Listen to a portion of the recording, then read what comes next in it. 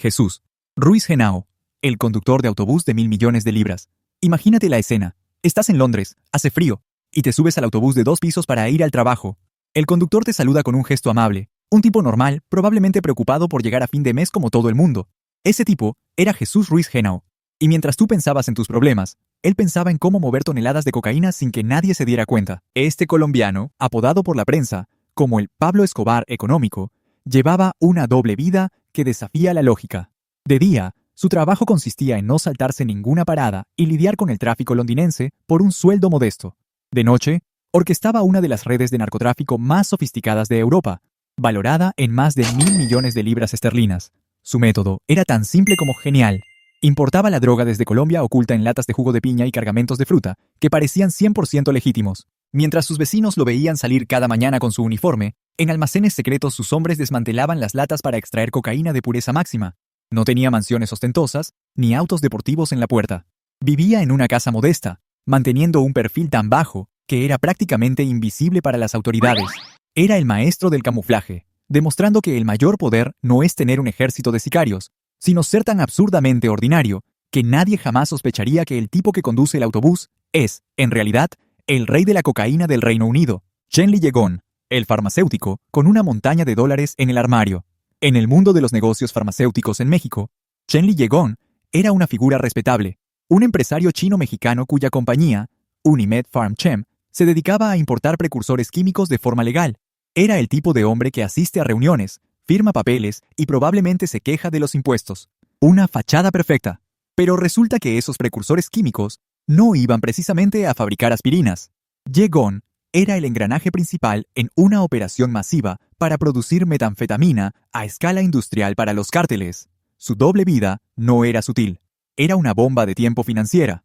Y esa bomba explotó en 2007, cuando las autoridades allanaron su mansión en Lomas de Chapultepec, una de las zonas más exclusivas de la Ciudad de México. Lo que encontraron no fueron laboratorios, sino algo mucho más visual y demencial. Una habitación entera llena de dinero en efectivo. 207 millones de dólares, apilados en montañas de billetes de 100, ocupando armarios, maletas y cualquier superficie disponible. Es la mayor incautación de dinero en efectivo de la historia. Cuando lo arrestaron, Yegon soltó una frase que se volvió leyenda en México, alegando que un político lo había amenazado con la frase «cooperas o cuellos», que básicamente significa «cooperas o te matamos». Nadie sabe si fue cierto, pero la imagen de un empresario farmacéutico durmiendo literalmente sobre una fortuna de 200 millones de dólares proveniente del narcotráfico es el pináculo de la doble vida absurda. Frank Lucas, el padrino de Harlem, que usaba la muerte como correo. En el Harlem de los años 60 y 70, Frank Lucas era visto por muchos como un empresario exitoso y un benefactor de la comunidad. Era un hombre elegante, siempre impecablemente vestido, pero sin la ostentación vulgar de los mafiosos italianos. Se presentaba como un hombre de negocios hecho a sí mismo, y en cierto modo lo era, solo que su negocio era la heroína más pura que Estados Unidos había visto jamás. Su fachada no era la de un trabajador humilde, sino la de un miembro respetado de la élite negra, alguien que se codeaba con celebridades y políticos. Pero su método para mantener ese estatus era grotesco y absolutamente descarado. Mientras la guerra de Vietnam estaba en su apogeo, Lucas tuvo una idea macabra: usar los ataúdes de los soldados estadounidenses caídos en combate para contrabandear heroína desde el sudeste asiático. Construía compartimentos secretos debajo de los féretros para ocultar los paquetes de droga, aprovechando que los ataúdes militares rara vez eran inspeccionados. Lo llamaba la conexión cadáver. Así que, mientras la nación lloraba a sus héroes, Lucas los utilizaba como mulas de correo para inundar las calles de Nueva York con una heroína tan potente que aniquiló a su competencia. Era el tipo que donaba abrigos a los niños pobres por la mañana y por la tarde llenaba las venas de sus padres con veneno traído en el ataúd de un soldado. Una dualidad moralmente tan retorcida que parece sacada de una película de terror. Ross Ulbricht, el nerd de la biblioteca que creó el Amazon de las drogas. Si te hubieras cruzado con Ross Ulbricht a principios de 2010, habrías visto a un joven tranquilo, idealista, con ideas libertarias y un título en física. Un tipo que pasaba sus días en cafés y bibliotecas de Austin, Texas, debatiendo sobre economía y filosofía. Parecía más propenso a fundar una startup de energía solar que un imperio criminal. Y sin embargo, bajo el seudónimo de Dread Pirate Roberts, Ulbricht era el cerebro detrás de la Ruta de la Seda, o Silk Road, el mercado negro online más grande y sofisticado de la historia. Desde su modesta laptop, este chico, aparentemente inofensivo, creó un eBay para todo lo ilegal que te puedas imaginar: drogas, armas, identidades falsas y servicios de hackers. Usando la red Tor para garantizar el anonimato y Bitcoin para las transacciones, construyó un imperio de $1.200 millones sin tocar jamás un solo gramo de cocaína. Su doble vida era puramente digital. Para sus amigos y familiares, Ross era un soñador un poco perdido que intentaba encontrar su camino. En el ciberespacio, era un capo temido que, según el FBI, llegó a contratar sicarios para eliminar a quienes amenazaban su operación. La captura fue igual de surrealista. Fue arrestado por agentes encubiertos en la sección de ciencia ficción de una biblioteca pública de San Francisco, con su laptop abierta y conectado a la página de administrador de Silk Road.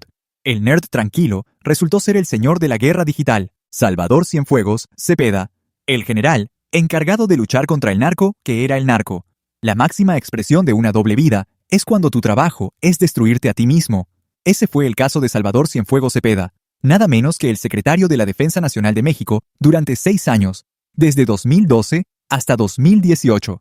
Para el público, era el general de 5 estrellas, el hombre con el uniforme impecable y el rostro severo, la personificación de la lucha del Estado mexicano contra los cárteles. Daba discursos, comandaba al ejército y era la cara visible de la guerra contra las drogas. Pero según las autoridades estadounidenses, que lo arrestaron en 2020 en Los Ángeles, Cienfuegos tenía otro nombre: El Padrino. Bajo ese alias, presuntamente utilizaba todo el poder del ejército mexicano, no para combatir a los cárteles, sino para ayudar a uno en particular, el cártel H2.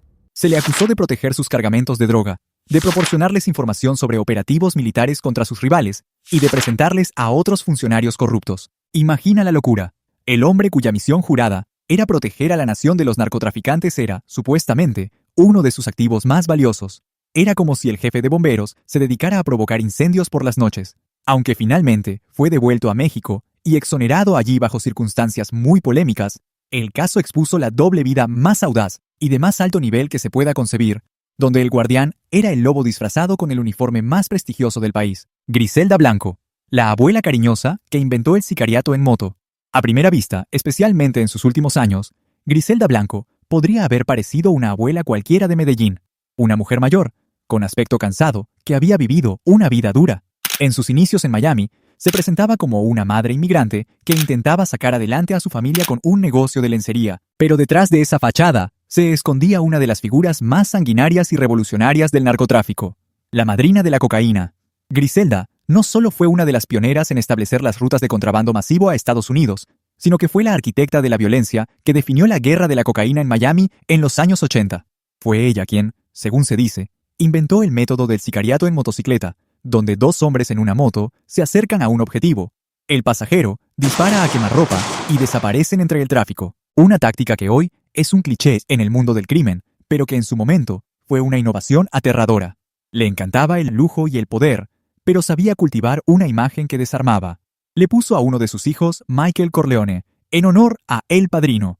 Se estima que fue responsable directa o indirecta de más de 200 asesinatos. Su doble vida no era tanto sobre un trabajo mundano, sino sobre la disonancia entre su apariencia, a veces maternal, y una crueldad tan extrema que hacía temblar a capos como Pablo Escobar, quien admitió haberle tenido miedo. La abuela era, en realidad, un monstruo. Entonces, llegando hasta aquí, ¿qué harías si descubrieras que tu vecino, el que siempre te saluda amablemente, es en realidad un capo del narcotráfico? Y mientras lo piensas, tienes que ver nuestro video sobre todos los errores que mataron a Pablo Escobar, un tipo que, a diferencia de estos maestros del disfraz, de discreto no tenía ni un pelo.